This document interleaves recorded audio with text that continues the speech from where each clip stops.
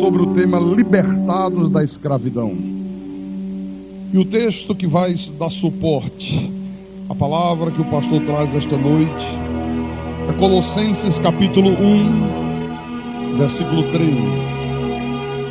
Colossenses capítulo 1, versículo 3. São as boas novas do Evangelho da graça de Deus.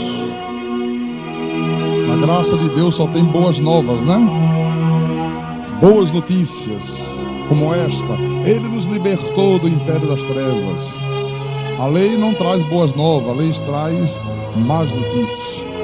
Que o diabo vai te pegar, porque vai voltar com mais 7. Se Jesus voltar, tu vais ficar. Então, diz assim o texto sagrado: Ele nos libertou do império das trevas e nos transportou para o reino do Filho do seu amor. Quer dizer então que todos nós estávamos aonde? No império das trevas. Então, com o advento da morte e ressurreição de Jesus, Ele nos libertou desse império de trevas. Mas Ele não apenas libertou, Ele também nos transportou para um outro lugar, para o reino do Filho do seu amor. Hoje, todos nós que somos eleitos, que somos predestinados, que somos escolhidos do Pai, estamos vivendo no reino do Filho do seu amor. Amém? Vamos orar ao nosso Deus para que Ele nos dê compreensão sobre esta palavra. Oremos ao Senhor agora.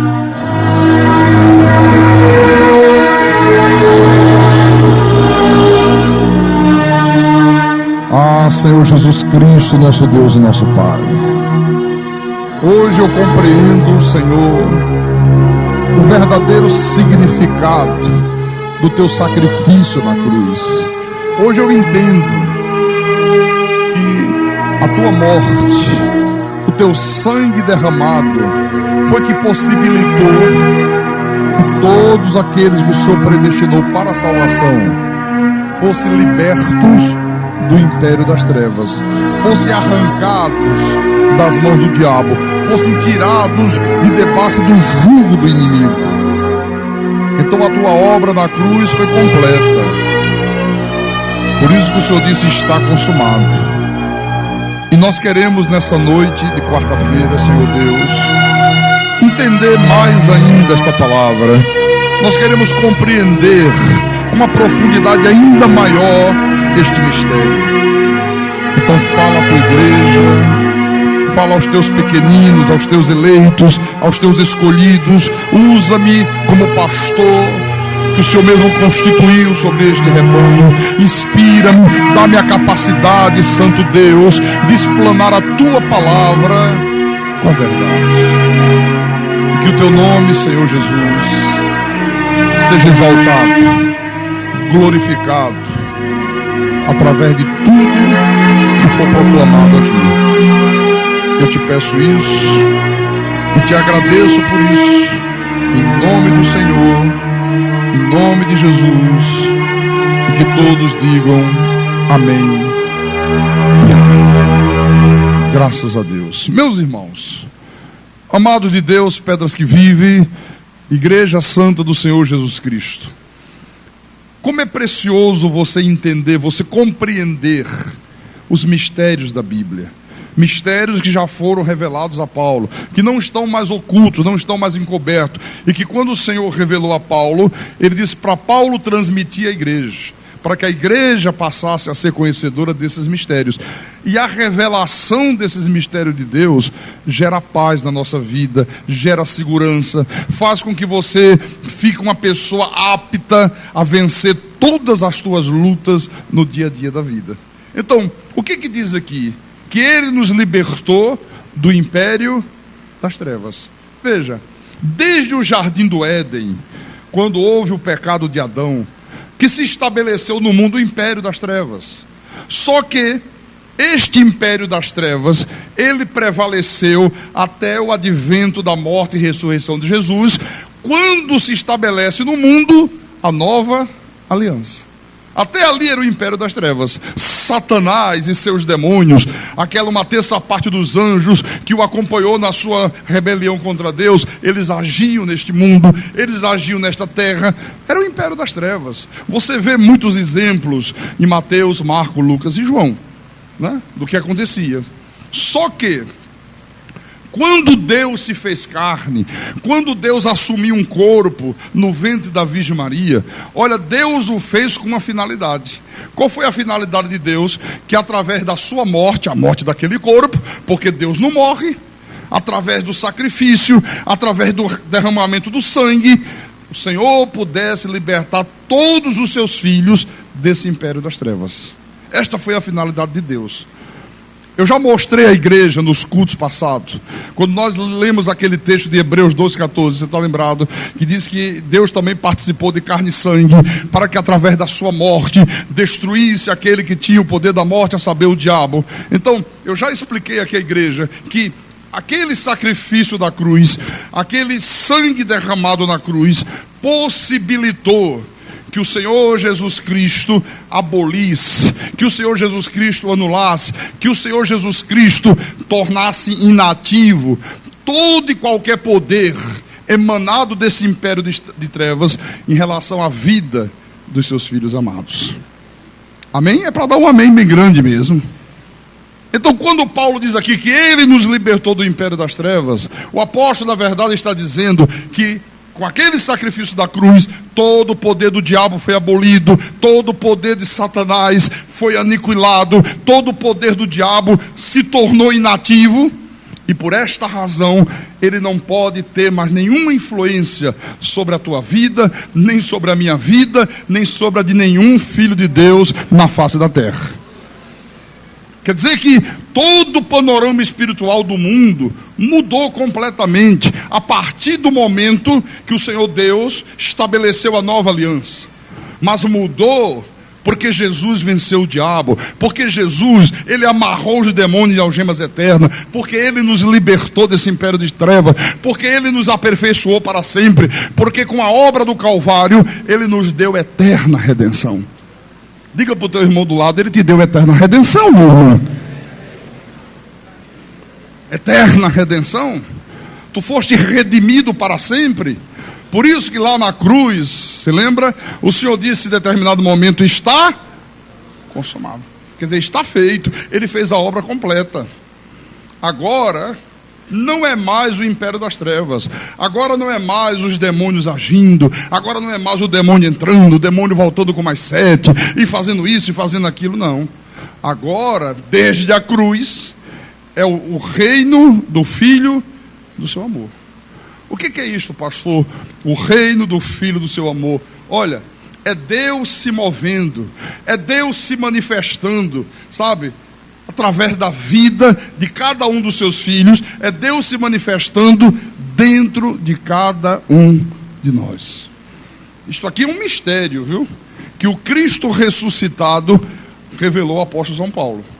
Você vê que no versículo 24, continuando Colossenses, capítulo 1, versículo 24, o apóstolo diz assim: agora me regozijo nos meus sofrimentos por vós, e preencho o que resta das aflições de Cristo, na minha carne, a favor do seu corpo, que é a igreja, da qual me tornei ministro, de acordo com a dispensação da parte de Deus, que me foi confiada a vosso favor, para dar pleno cumprimento à palavra de Deus.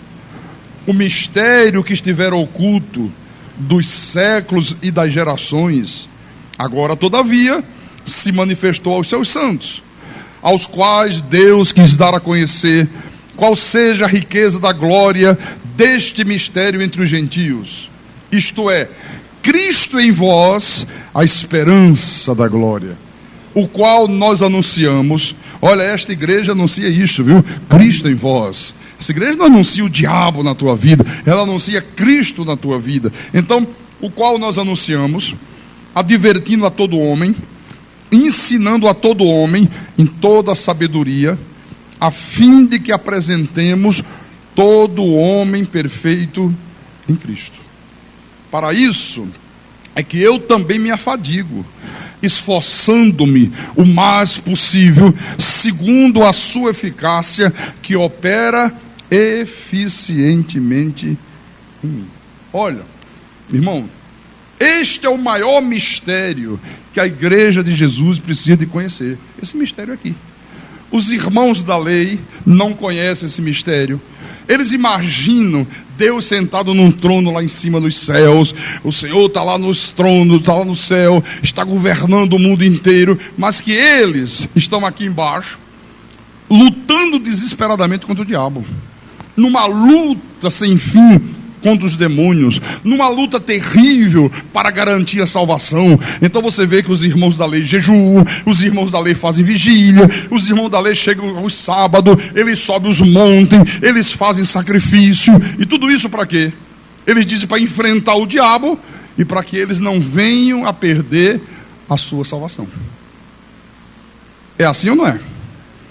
Quem já foi de uma igreja de lei fazia isto, aqui eu não fazia. Todos nós, irmãos, éramos assim, antes de conhecermos a revelação da graça de Deus.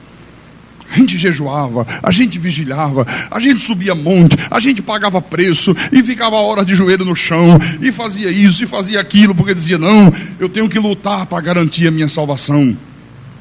Nós dizíamos assim, olha, o diabo está em derredor, precisamos estar pronto para combater o diabo.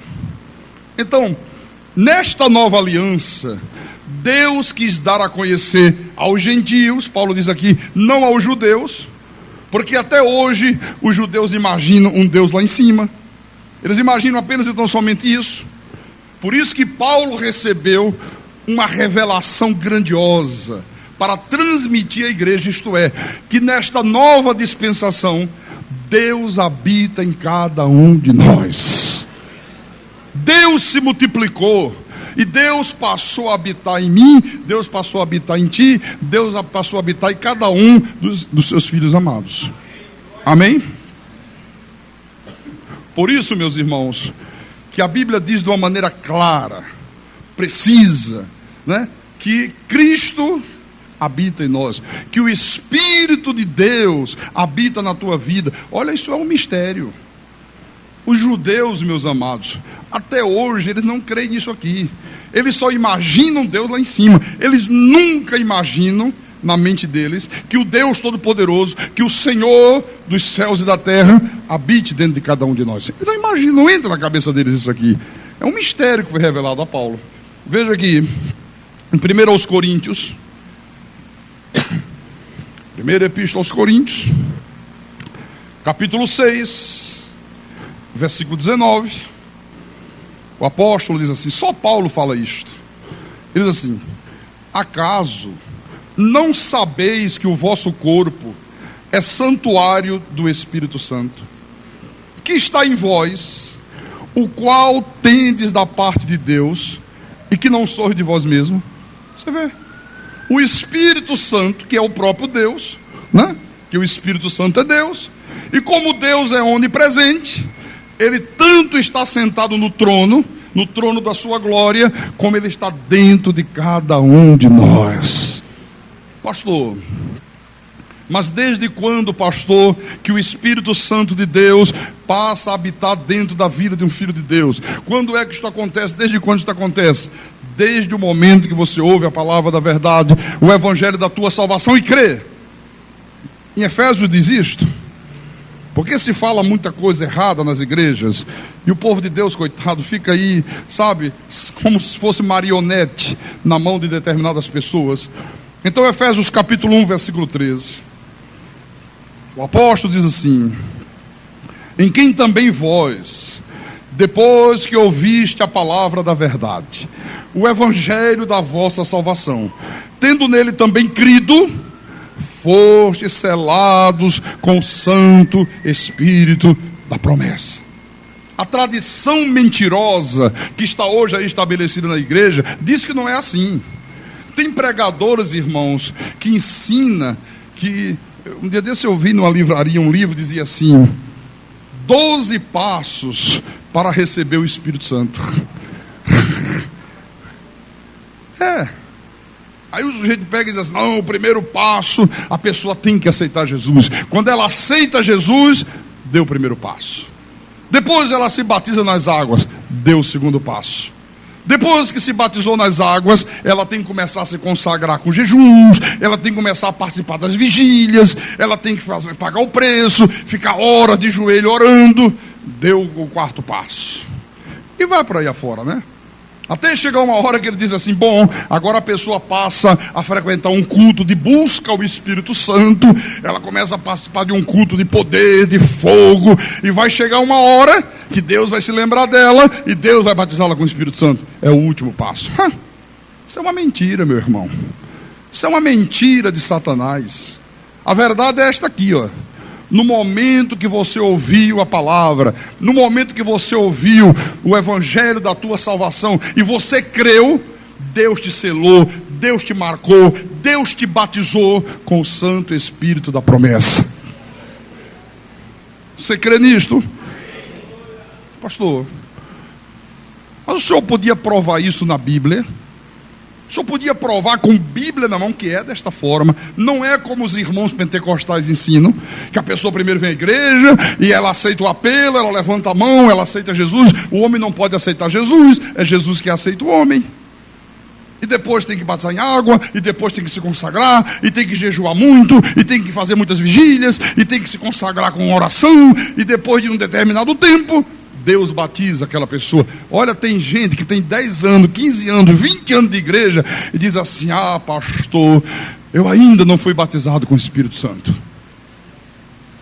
A Bíblia diz, aquele que não tem o Espírito de Cristo, esse tal não é dele. Você já imaginou o drama que sofre uma pessoa que ouve esses falsos ensinamentos, que vive a sua vida espiritual fundamentada nessas mentiras? A pessoa está dentro da igreja, não sei quantos anos, e sofrendo, angustiada, crendo que o Espírito de Deus não está na vida dela. Quando está? Bom, vamos mostrar com a Bíblia na mão como é que é isto. Atos dos Apóstolos, capítulo 10, versículo 44 em diante. Olha, este episódio aqui, depois você lê em casa com mais calma, lê os versículos anteriores. Pedro foi enviado à casa de uns irmãos gentios, que não eram judeus, que não tinham sangue israelita, e Pedro foi lá. E quando Pedro chegou na casa desses gentios, né, Cornélio, sua família, alguns amigos, Pedro começa a falar do que aconteceu em Jerusalém. Ele começa a falar da morte e da ressurreição de Jesus. Ele começa a falar essas coisas tremendas de Deus. E diz assim no versículo 44, e a turma estava lá ouvindo, todo mundo prestando atenção. Aí diz assim, versículo 44, ainda Pedro falava estas coisas, quando caiu o Espírito Santo sobre todos que ouviam a palavra. E os fiéis que eram da circuncisão, que vieram com Pedro, admiraram-se, porque também sobre os gentios foi derramado o dom do Espírito Santo. Pois os ouviam falando em línguas e engrandecendo a Deus. Você vê? Olha aqui é verdade. Não tinha ninguém gritando, não tinha ninguém desesperado, não tinha ninguém se matando, pedindo, me batiza, me batiza, me batiza. Não tinha ninguém colocando a mão na cabeça do outro. Não. Pedro pregava, as pessoas ouviam, e à medida que elas iam ouvindo, elas iam crendo, e à medida que elas iam crendo, o que acontecia? O Espírito Santo de Deus era derramado sobre elas. Amém? Olha, e uma vez que o Espírito Santo de Deus está habitando no teu corpo, meu irmão, vou te dizer uma coisa, é para sempre, não sai mais. Porque a tradição religiosa diz que o Espírito Santo hoje está na tua vida, mas se amanhã você cometer algum erro, se amanhã você cometer algum pecado, aí o Espírito Santo sai da tua vida. Deve ficar pendurado ali na caixa de som da igreja, né? Oh, vou ficar aqui pousado, esperando aquele irmão se consertar, sair da vida dele. Aí a tradição diz, se amanhã você se consertar, o Espírito Santo volta. Mas se na outra semana você se aborrecer com a tua mulher, você praticar alguma coisa que não agrade a Deus, o Espírito Santo de Deus sai de novo. Não. A Bíblia diz que nós fomos selados para o dia da redenção. É isso que diz a palavra. Esta marca de Deus, irmão, é que é a garantia da nossa salvação. Agora eu pergunto para você: pode alguém tirar este selo de Deus da tua vida? Pode alguém tirar esta marca de Deus? Pode alguma coisa ou alguém neste mundo tirar esta garantia que Deus pôs dentro de você, que é o próprio Espírito dele? Sim ou não? Então Paulo está dizendo aqui que o Espírito Santo de Deus, que ele habita em você, que você não é de você mesmo, ele diz aqui. Quer dizer que quem dirige a tua vida, quem é o dono absoluto, irmão, de todo o teu ser, é o Deus Criador dos céus e da terra. Digo, o meu dono é o Deus Criador dos céus e da terra. Então você vê, se Deus habita em você, se Deus é quem dirige a tua vida, se Deus é o teu dono absoluto, olha, como é que o demônio, meu irmão, poderia ter qualquer tipo de influência sobre você? Absolutamente impossível. Não pode. Mas a maioria dos pregadores renega esta verdade aqui. Chama Deus de mentiroso. Você sabe o que uma pessoa chama Deus de mentiroso? Olha como é bom saber, meu irmão, que nós não somos de nós mesmos. Você pensa que a pessoa pode estar hoje na igreja e amanhã ela decidir que vai sair da igreja. Olha, eu vou para macumba, eu vou para o budismo, eu vou voltar a beber, eu vou voltar a fumar. Você pensa que é assim? Você pensa que é desta forma? Que amanhã a pessoa pode dizer: olha, eu sou dono da minha vida, eu mando no meu corpo, se eu quiser eu bebo, se eu quiser eu cheiro cocaína, se eu quiser eu vou fumar maconha, se eu quiser eu vou sentar numa mesa de bar e vou beber até acabar com o meu fígado. Você pensa que é desta forma? Se eu quiser eu vou para o forró, pastor. Olha, eu sou dono de mim mesmo. Se eu quiser eu vou para o carnaval, eu vou lá para o Recifolia, vou me esbaldar. Não, absolutamente não.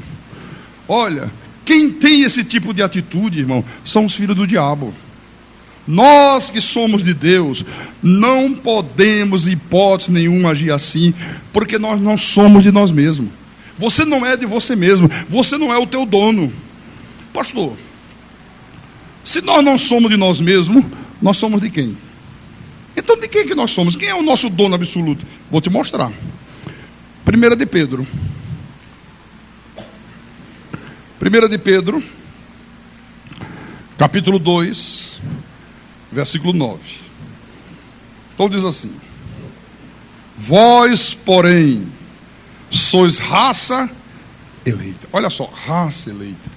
Quer dizer que foi Deus que te elegeu para estar na igreja.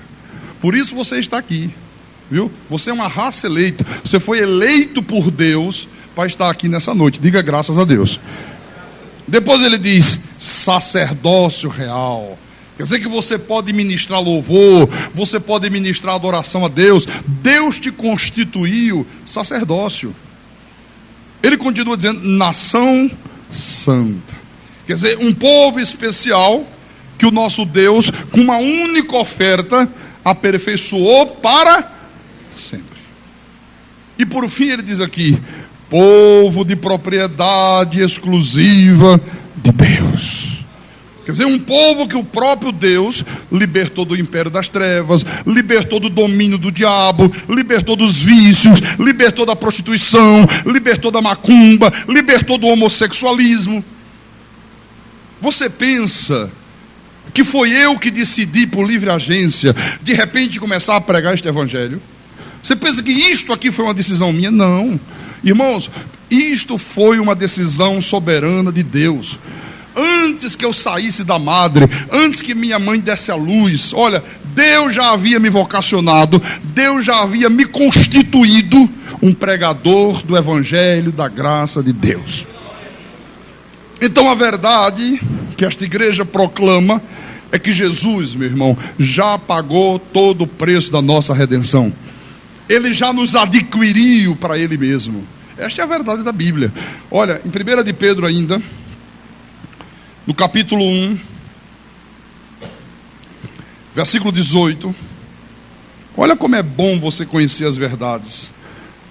Então diz assim: sabendo que não foi mediante coisas corruptíveis, como prata ou ouro, que fostes resgatados do vosso fútil procedimento que vossos pais vos legaram, mas pelo precioso sangue, como de cordeiro sem defeito e sem mácula, o sangue de Cristo.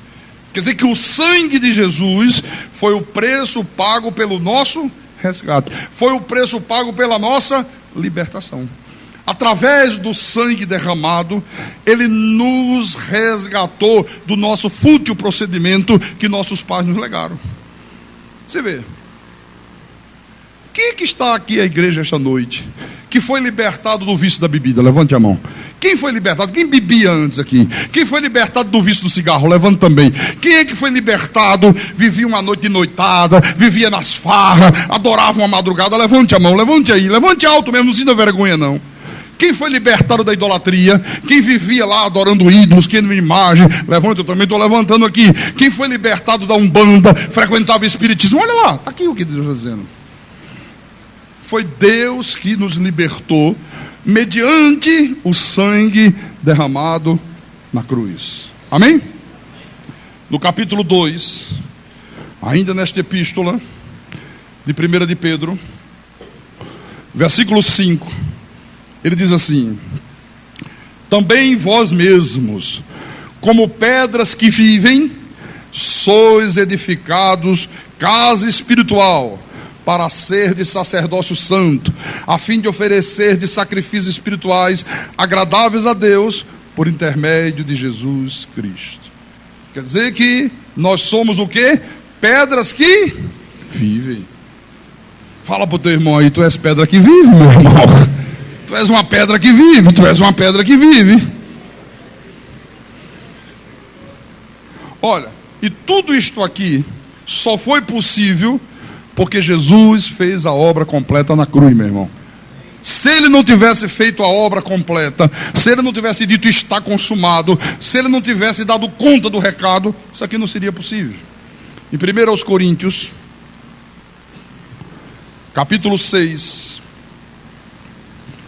1 Coríntios 6, versículo 17, diz assim: mas aquele que se une ao Senhor é um espírito com Ele. Olha só, irmãos, se a verdade da revelação da graça de Deus, se ela afirma de uma maneira enfática que Cristo habita em nós, se ela diz que através dele, nós fomos libertos do império das trevas, se a palavra afirma que nós não somos de nós mesmos, que nós somos a nação santa, que nós somos o sacerdócio real, que nós somos a propriedade exclusiva de Deus, eu pergunto, alguma coisa neste mundo pode vencer você? Alguma coisa nesta terra, algum poder, alguma pessoa pode vencer você em alguma área da tua vida? Não. Por que não pode, pastor? Porque se vencesse você, estaria vencendo o próprio Deus. Você está compreendendo? Porque a partir do momento que você se uniu ao Senhor, você se tornou um espírito com Deus. Então a depressão, a angústia, o medo, o vício da bebida, sabe, as desilusões que por vezes as pessoas têm na vida, as tribulações que o dia a dia da vida muitas das vezes nos oferece, as perseguições, nada disto pode nos vencer, meu irmão. Nós sempre iremos vencer tudo. Por isso que você nunca pode abrir a tua boca e dizer: oh, eu estou arrasado, oh, pastor, eu estou no fundo do poço, a minha fé, pastor, está tremendamente abalada. Porque o que eu mais ouço os crentes falar é isto. Olha o que eu ouço de crente abrir a boca para dizer isso. Às vezes vem aqui no gabinete pastoral pessoas que vêm de outras igrejas: pastor, eu vim aqui para o irmão me orientar, porque pastor, eu estou no fundo do poço, pastor, eu estou arrasado, pastor, olha, eu estou completamente derrotado, pastor, a minha fé está isso, pastor, a minha fé está aquilo. Não pode. Ah, pastor Carlos Magno, mas o irmão há de convir, pastor, que há situações na vida que são difíceis. Às vezes, pastor Carlos Magno, a situação é desesperadora. Ok, eu sei disto. Mas eu também sei que em Filipenses, capítulo 4, versículo 19, diz o seguinte: pode vir a situação difícil que for, pode vir uma situação altamente desesperadora, mas a minha Bíblia diz, num português claro: e o meu Deus segundo a sua riqueza em glória, há de suprir em Cristo Jesus cada uma de vossas necessidades. Aleluia.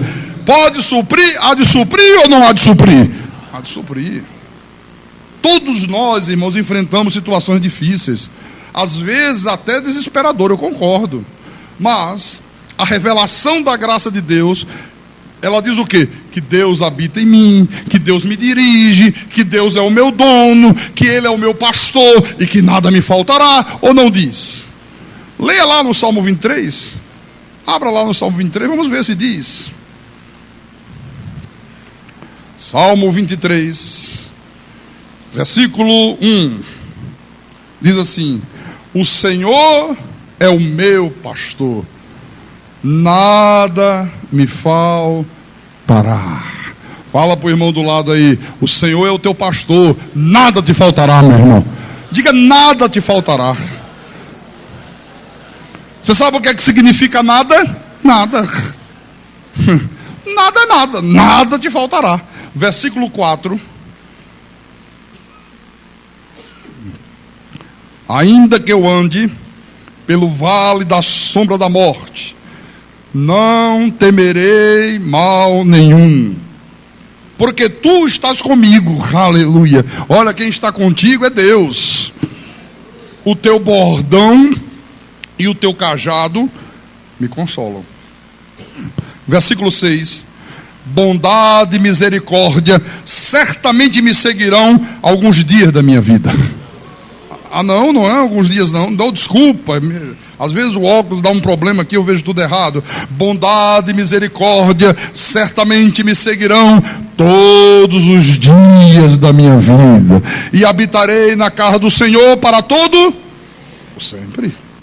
Versículo 4, a palavra diz assim: filhinhos, vós sois do diabo. É isso que está na Bíblia? Não, mas é isso que a gente ouve aí fora. Às vezes você liga o rádio, uma televisão, e tem lá um indivíduo dizendo que o povo de Deus é do diabo. Não, a Bíblia diz: vós sois de Deus, e tendes vencido os falsos profetas, porque maior é aquele que está em vós do que aquele que está no mundo. Eu tenho insistido com este versículo aqui, porque você pode não acreditar, mas aí fora, aonde não há revelação da graça de Deus, há crentes que acreditam que são do diabo. Você sabia disso?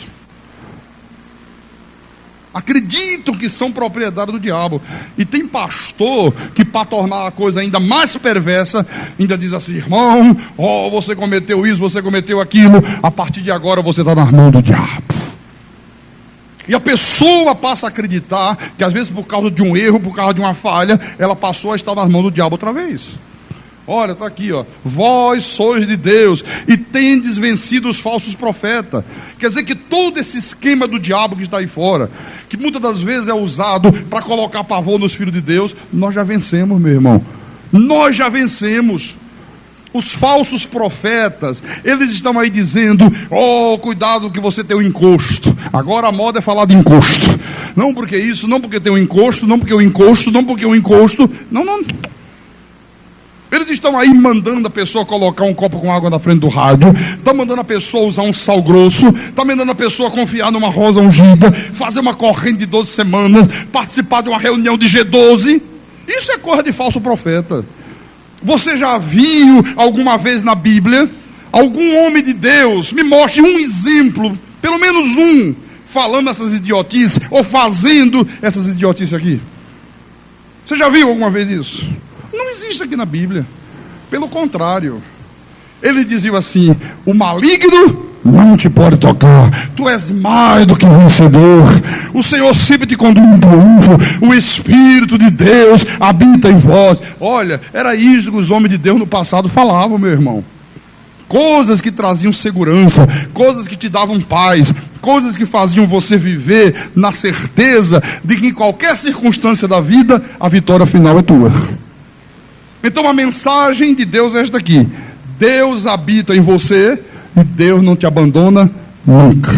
Quem crê, diga graças a Deus. No livro de Mateus, João, baixa um pouquinho o retorno aqui, João. Mateus capítulo 28, versículo 20, diz assim, o Senhor disse assim: ensinando-os a guardar todas as coisas que vos tenho ordenado. E eis que estou convosco todos os dias, até a consumação dos séculos. Olha, não é somente segunda, quarta e sexta que Ele está contigo, não. Não é apenas segunda, terça, quarta, quinta, sexta, e aí sábado e domingo Deus diz, fim de semana, agora eu vou descansar, agora não estou mais contigo. E aí o demônio vem de lá, se aproxima e entra na vida da pessoa e começa a fazer e começa a acontecer. Absolutamente não. Os falsos profetas, meus irmãos, eles querem que o povo de Deus imagine que é assim. É isso que eles querem. Que o povo de Deus não creia nisto aqui. Mas a Bíblia diz que não. A Bíblia diz que o Senhor Jesus estará conosco todos os dias. Está conosco todos os dias. Até a consumação dos séculos. Em Romanos capítulo 8, versículo 31, diz assim: que diremos, pois, à vista destas coisas? Se Deus é por nós, quem será contra nós? Quem será contra nós? Será que uma crise financeira? Será que um inimigo que de repente se levanta? Será que de repente alguém que te persegue pode prevalecer contra você? Não, ninguém, nem nada nesta terra pode prevalecer contra a tua vida, meu irmão. Esta é a verdade da Bíblia Sagrada. Olha, não tenhas medo de nada neste mundo. Não tenhas medo de homens, não tenhas medo de doença, não tenhas medo de ameaça, não tenhas medo desses esquemas humanos que estão aí fora estabelecidos, porque o Deus que habita na tua vida, meu irmão, é maior do que tudo isso aí. Olha, mas infinitamente maior. O salmista, no Salmo 56, Salmo 56,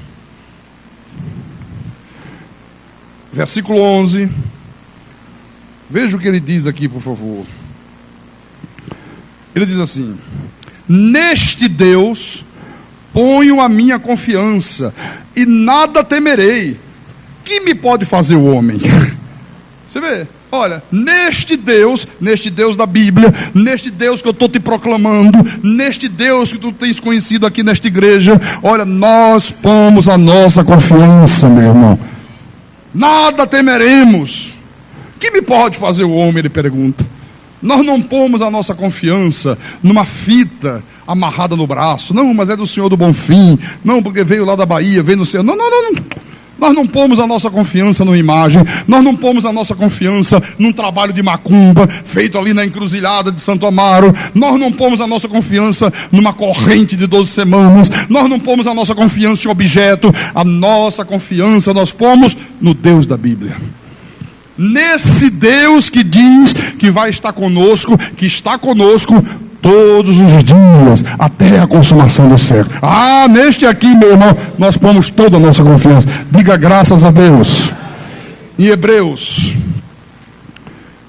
capítulo 13, versículo 5. Hebreus 13, versículos 5 e 6.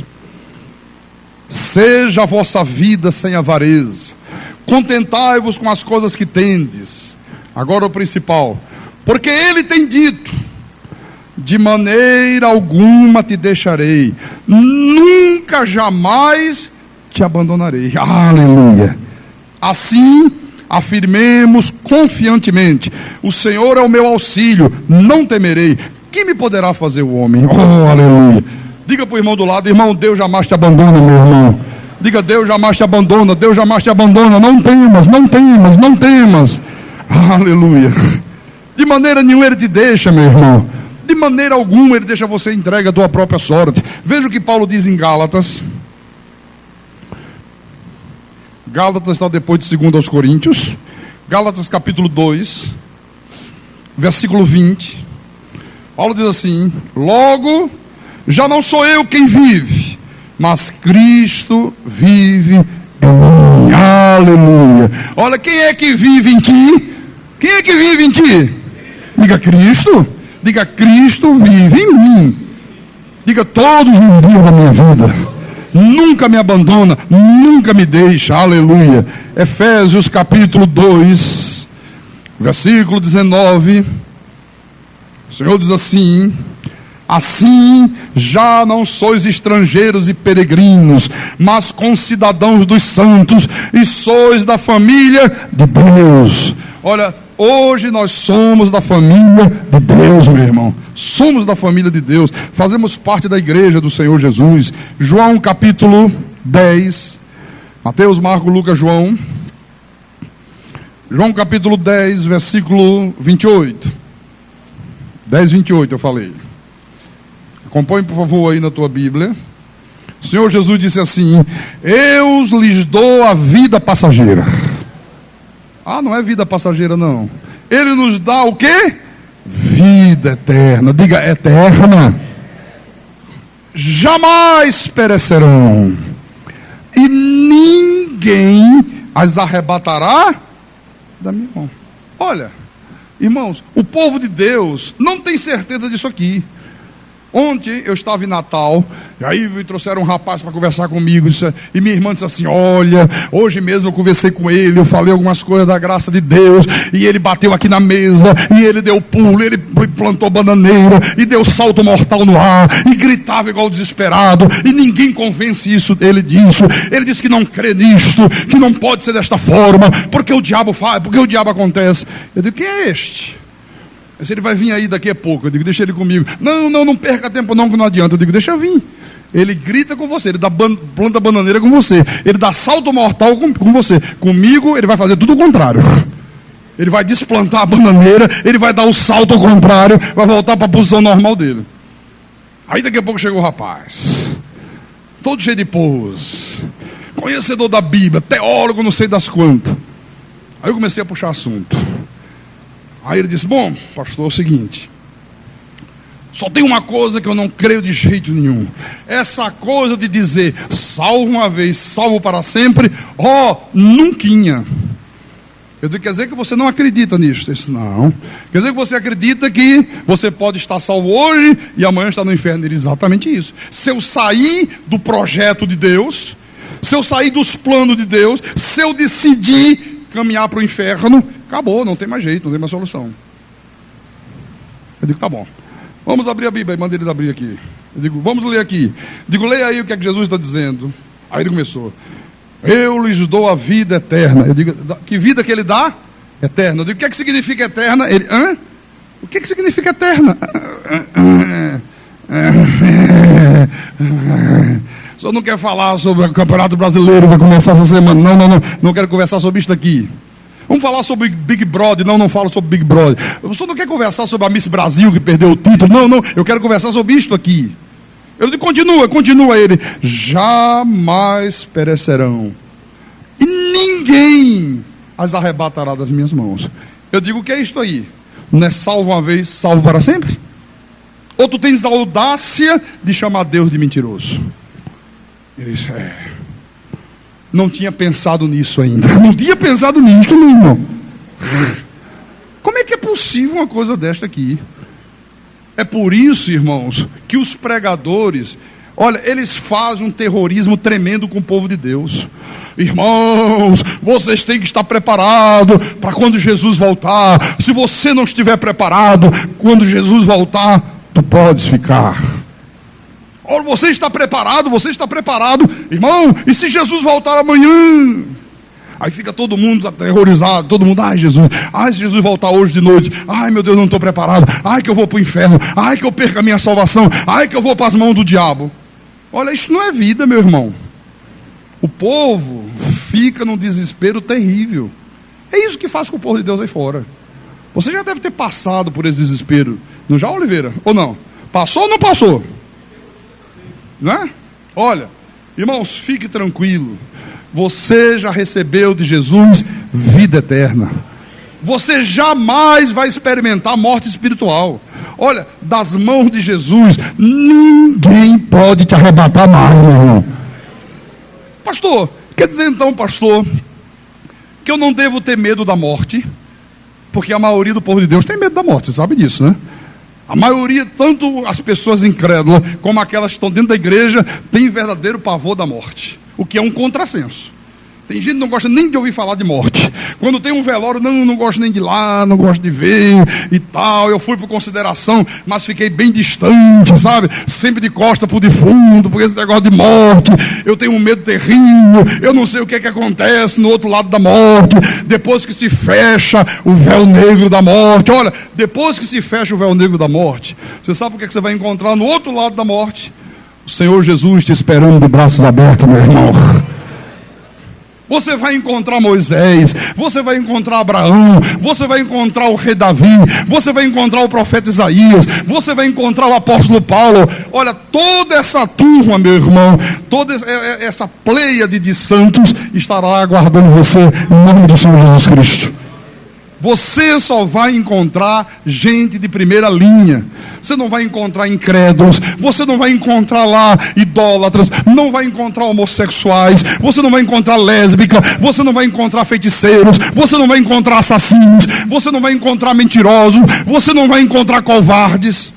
Não. Esses vão estar queimando no lago que arde com fogo e enxofre, que é a segunda morte. A segunda morte, nenhum filho de Deus pode experimentá-la. Diga graças a Deus. Em Efésios,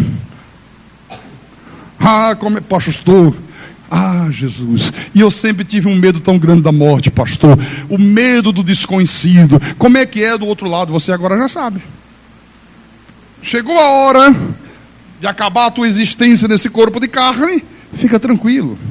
Tu vais passar a ter uma existência junto com o Senhor Jesus no Espírito. Tu vais encontrar todos os santos de Deus. Tu vais viver no meio, sabe, de gente de primeira linha, gente que é ouro 18 quilates. Diga graças a Deus. Efésios capítulo 3, versículo 14. O Senhor diz assim: por esta causa me ponho de joelhos diante do Pai, de quem toma o nome toda a família, tanto no céu como sobre a terra, para que, segundo a riqueza da sua glória, vos conceda que sejais fortalecidos com poder, mediante o seu Espírito no homem interior. Olha, Deus está usando esta palavra, irmão, para te fortalecer. O que Deus quer é que você saia daqui da igreja fortalecido. Você tem que sair daqui da igreja com absoluta certeza que o cuidado de Deus para com a tua vida é completo. O cuidado de Deus para com a tua vida é completo. Não é pela metade. Deus cuida de você. E Deus cuida de você às 24 horas do dia e todos os dias da tua existência até a consumação dos séculos. É tão maravilhoso esse cuidado de Deus, que o profeta Isaías, vamos lá no Velho Testamento, capítulo 66, versículo 13, veja o que Deus fala aqui. Olha como Deus é tremendo, veja como o cuidado de Deus pela nossa vida é completo, meu irmão. Diz assim: como alguém a quem sua mãe consola, assim eu vos consolarei, e em Jerusalém vós sereis consolados. Quer dizer que Deus tem o cuidado de mãe para conosco, aquele cuidado, aquele carinho, sabe, que só mãe tem, Deus tem para conosco. Você sabe como é que é mãe, né? O filho às vezes corta o dedo, um cortezinho no dedo, olha, a mãe já corre de lá e já pega, já lava, dá aqui o dedinho, meu filho, vai passar, fica tranquilo, e dá beijinho daqui, dá beijinho de lá, coisa que só mãe faz, eu não é? Põe um mercúriozinho aí, pega o mercúrio, e pega não sei o que, e pega o band-aid, e pega gás, e pega não sei o que.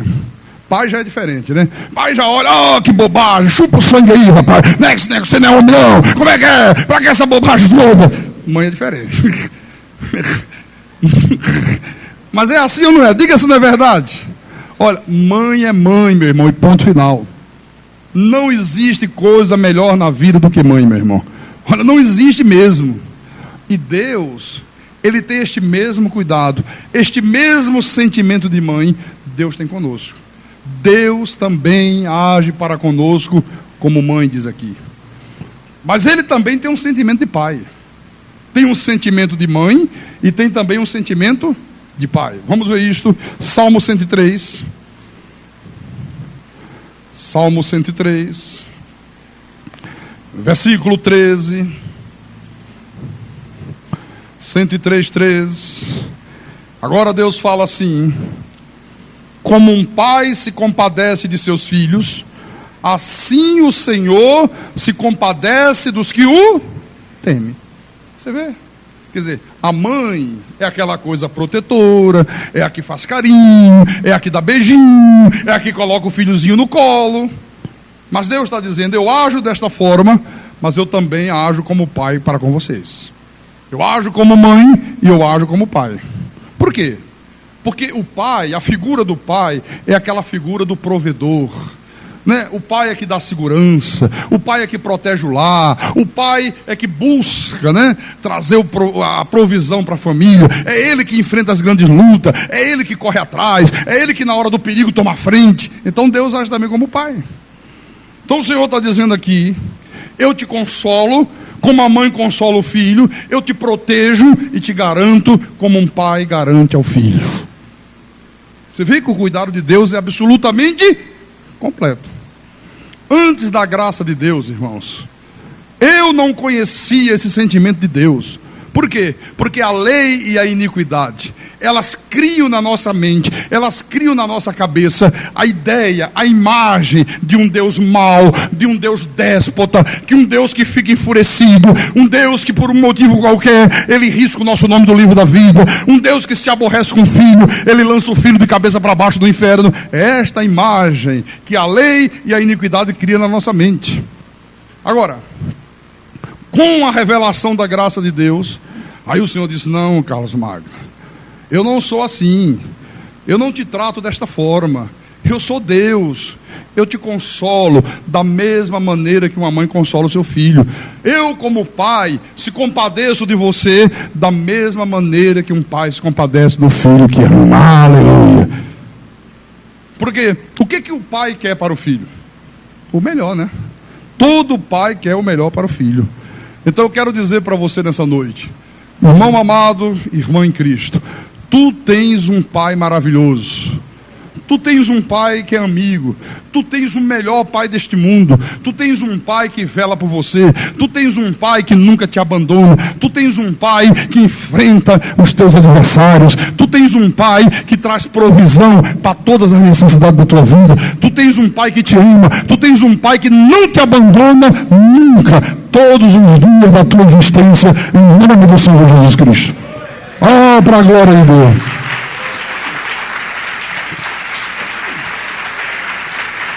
Aleluia. Aleluia. Isso é para você sair daqui com um sorriso de orelha a orelha.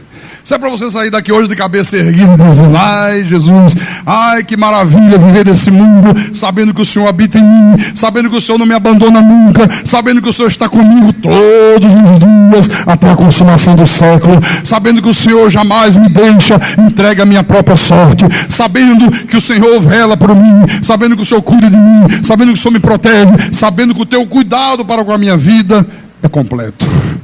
Olha, isso é para trazer paz e segurança na vida. Amém? Quem tem ouvidos, ouça o que o Deus Todo-Poderoso falou à igreja nessa noite. Em nome de Jesus. Em nome do Senhor.